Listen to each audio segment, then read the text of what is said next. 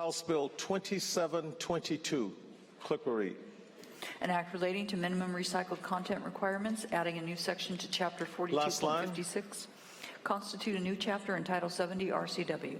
With the consent of the House, the bill will be substituted as recommended by the Environment and Energy Committee. Hearing no objection, so ordered. Amendment 1223. Clerk will read.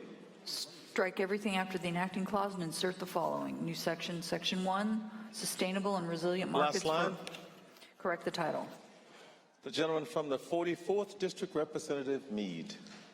Thank you, Mr. Speaker. I move Amendment 1223. It has been moved and seconded that Amendment 1223 be adopted. Representative Mead.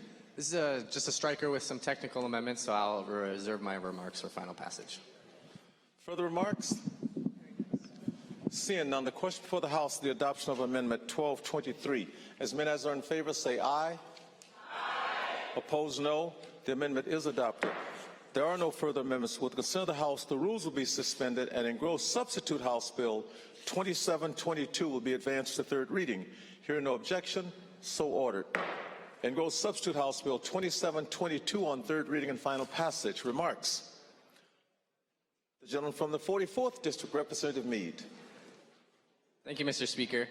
Last year, you might remember that I gave a floor speech about exactly a year ago today, and I was holding my 7-pound, 4-ounce infant baby son with me in my arms, and I spoke about the future and what kind of a world I wanted him to live in, and the future generations after him. And in that same speech, I also told the body about the Great Pacific Garbage Patch, which is an 80,000-ton plastic heap of garbage floating in the middle of the Pacific Ocean right now. It's polluting our waterways, it's killing our wildlife, and it's just a general reflection of the destruction that we're putting onto our environment. Since that speech, over this last year, two things have happened. One, my son has started growing uncontrollably, and two, so has the Great Pacific Garbage Patch. And this is a problem because we're starting to see more destruction, more animals and wildlife floating up onto our shores, and more general destruction of our environment as we continue to throw our litter into landfills and into the oceans when we could be using them for other things. And so that's what this bill is really about. We can fix the problems that we're creating, and today, right now, we have a chance as a body to do something that's really revolutionary. We have a chance to lead the nation and to be the first state in the country to establish a minimum recycled content requirement for all new bottles manufactured and distributed in our state.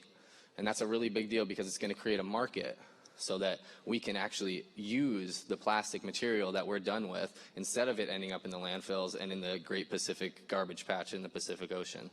So I'm really excited about this. I'm very proud of the work that we've done. We brought the environmental stakeholders to the table along with manufacturers, and we were all working towards the same goal. And what we ended up with was a product that's really going to be a blueprint for the future, for other states, but also for us, for future legislation, to be able to address the more broad plastic crisis that we're feeling now. As the most beautiful member representing the 44th and yourself, I hope that you will join me in voting yes for a cleaner and a healthier Washington. Are there further remarks?